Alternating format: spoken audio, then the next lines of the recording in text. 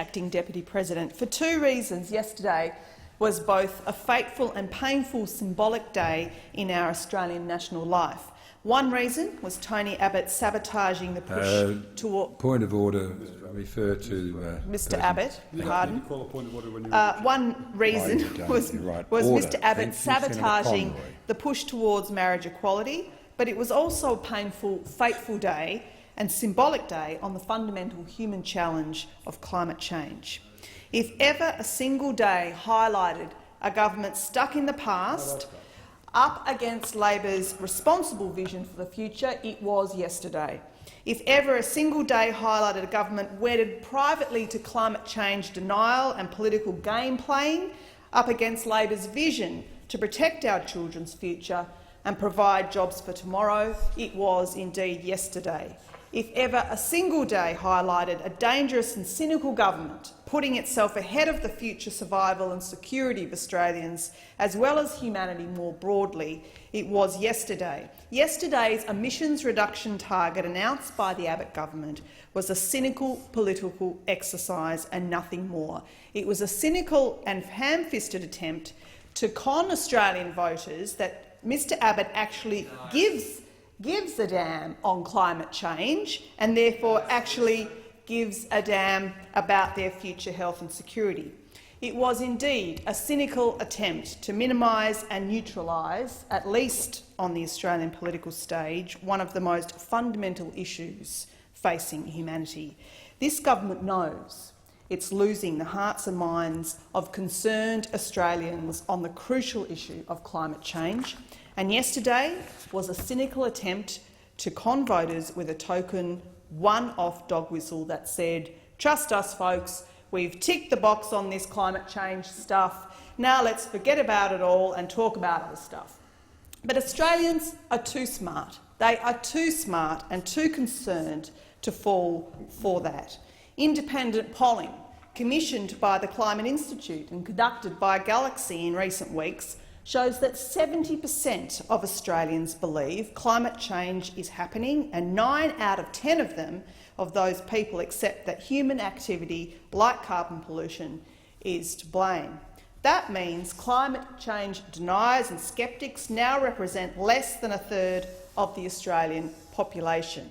Furthermore, 65% of Australians oppose cutting investment in wind farms and household solar, in stark contrast to the Abbott government's savage attacks on those crucial industries and their jobs of tomorrow.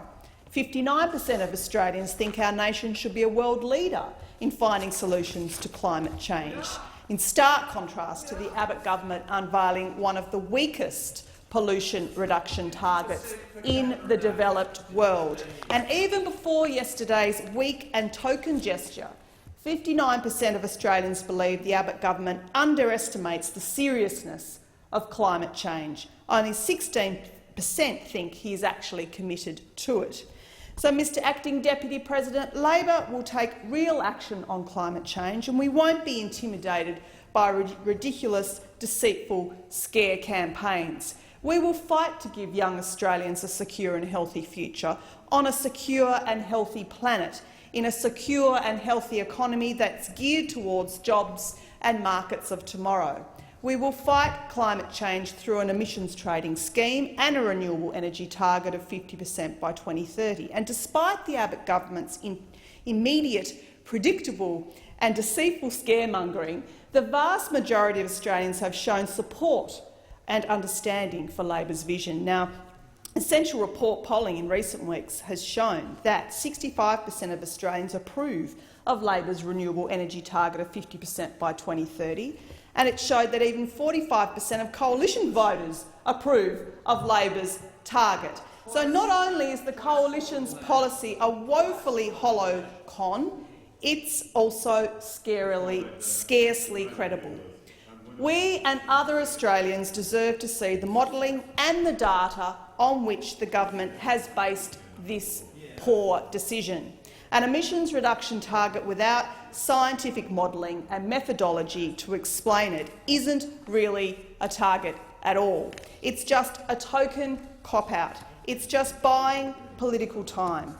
And already, expert commentators are suggesting that even the Abbott government's target announced yesterday will be impossible to meet without some kind of market-based mechanism similar to Labor's proposed emissions trading scheme and renewable energy target. In other words, they cannot even achieve their own weak token target without adopting something similar to the very Labor policies they constantly mislead and deceive and scaremonger about.